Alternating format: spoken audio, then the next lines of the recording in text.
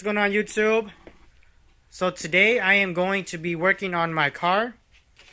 I am going to be installing my traction bar here from Innovative.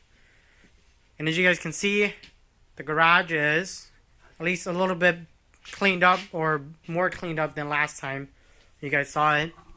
This side here, that's going to be another mess to deal with here, but other than that, I kind of got my countertops here all cleaned up. And I know the lighting in here is pretty bad, but just kind of bear with me here.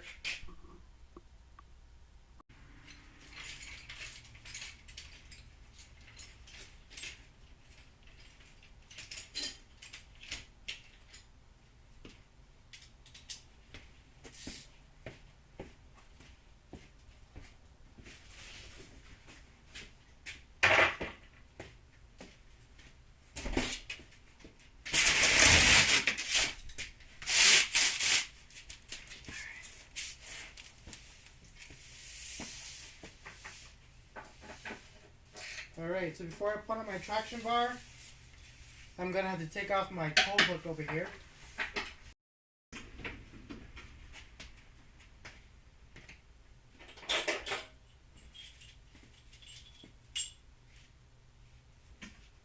And this traction bar is actually a lot heavier than the stock one,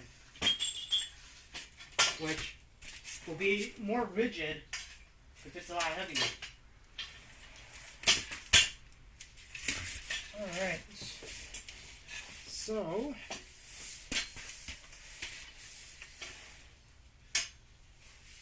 let's see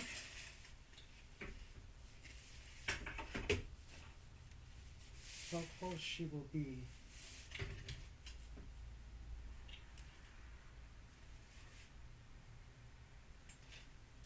It goes this way here, but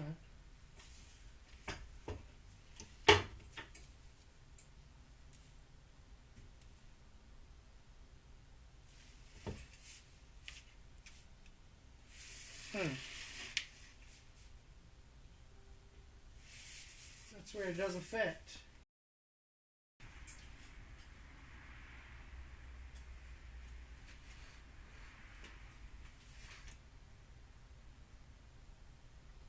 Maybe I installed it the wrong way.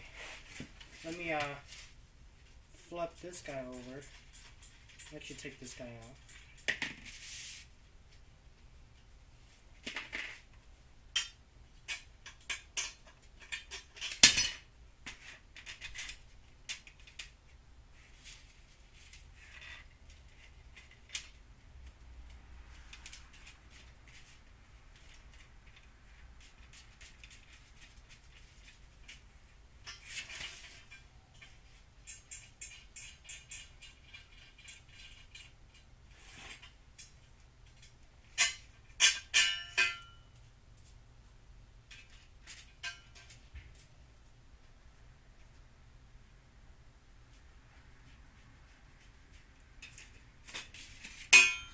Try without the bars and we'll see. Let me actually flip it.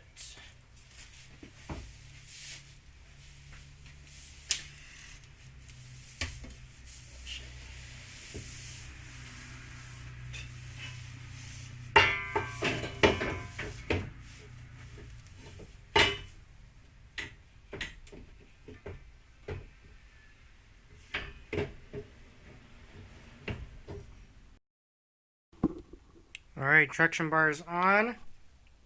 Actually has a lot of room over here. The stock one actually comes out straight over here. Now this one actually kind of sits closer to the radiator support here. Actually looks really nice. Obviously you can't see the other side because the radiator is still there, but going in the car here. You know, the lighting is really bad, but you guys can see there, but yeah, actually looks really nice. Now I'm gonna put these bars in there now. Alright, so here's a little tip for you guys. So before I bolt this side down, guy down here, I'm gonna loosely put it on my control arm there. You can't see the light in there, but see those bolts there. So I'm gonna just loosely put it on, just so I can actually measure, how far I want my traction bar, because this guy here can actually turn. That's what adjusts the length of the arm here. So, alright guys, so I kind of have it mocked up there, and what I might have to end up doing is, instead of running it under the traction bar here, because I know that this traction bar is going to have flex in it when I drive it, so I don't want it to hit my intercooler piping. So what I might have to do is go from this side, and I know it's like really tight in there, but I think there should be enough room for it to kind of move around. And if the bar does flex, I don't think it's going to hit it. So I'm going to actually try to keep it closer to the side here, and I'm going to switch the bolt or the nut to the other side, so that way there's more clearance over here on this side, so that way the nut doesn't hit the intercooler piping. So it's going to look kind of like that.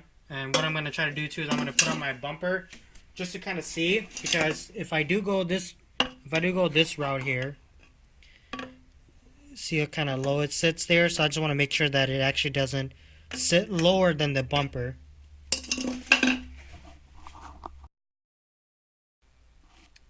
Alright guys, so I am going to be tightening up this guy here. What I'm going to do first is I'm going to actually put some Loctite on there. Some red Loctite, because I do not want that to come loose at all.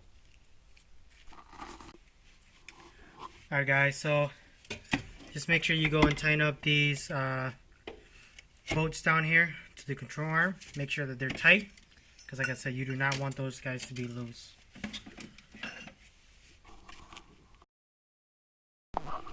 Oh, I know, so I'm going to be replacing both my control arms here, because these controller has been on this car ever since I got it, so it's been about 6 years now, so it definitely needs to be replaced.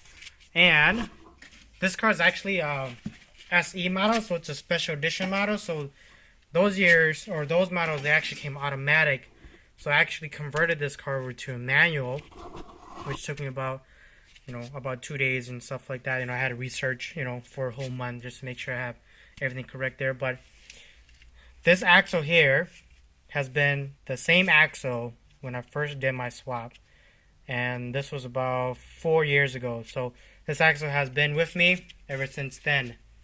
So, and right now the car's making, like I said, 568 horsepower. So, it's definitely been holding for me. So that's really good. So that's OEM for you.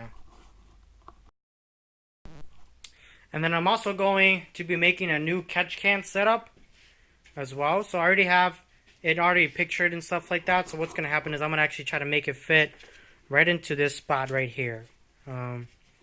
So I already have all the dimensions and how tall I want it to be and stuff like that. Because what I'm going to do is I'm going to run a drain back into my oil pan here, because I have a lot of blow-by issues. So at the track, every pass I make down the quarter mile, dude, with this catch can that I have right here, this one's actually pretty small. It sprays oil all over, and I did not want that to happen anymore, because obviously it's unsafe. Because as you can see it leaks right here, so it actually leaks onto my slick and stuff like that. So that is not a recipe that I want. So other than that, like I said, I'm gonna make a drain back here. I just gotta make sure that it will clear my alternator belt here, but I think it will. If I do, see, I might have to cut this hose down a bit. And also, I actually had to cut this hose down too for my drain back into or my oil feed line there. So I gotta cut this guy, make it a little bit shorter for that. And then I'm not too sure yet where I want to put my dump tube, but I know it's gonna definitely be going towards this way here, probably not towards that way, because as I said, that one's gonna be where I'm gonna be putting my intercooler piping. So I might just route this back down straight, somewhere over here somewhere. But stay tuned for that. And I'm also actually going to be bringing my car down to my shop that I use. They're called Fast Life Performance, and they pretty much just work on performance cars. I mean, they also do like regular maintenance stuff on regular cars and stuff too. But you know, I've been with them for about 3 years now, so really nice group, really nice group of guys. They definitely helped me a lot with this car, and you know they, you know, definitely want to see me out there. Hopefully, I want to hit. So my goal here for my car is to hit at least 650 horsepower and close to 500 foot-pounds of torque. With that, you know, I'm aiming to hit at least low 11s. See, my goal is to hit 11.2 or 11.3. If I can hit 11.3, I'll be totally happy with that.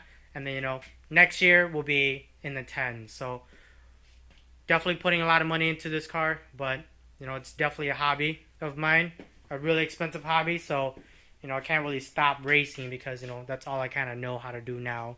Well, besides work and fishing, but other than that, stay tuned for next week.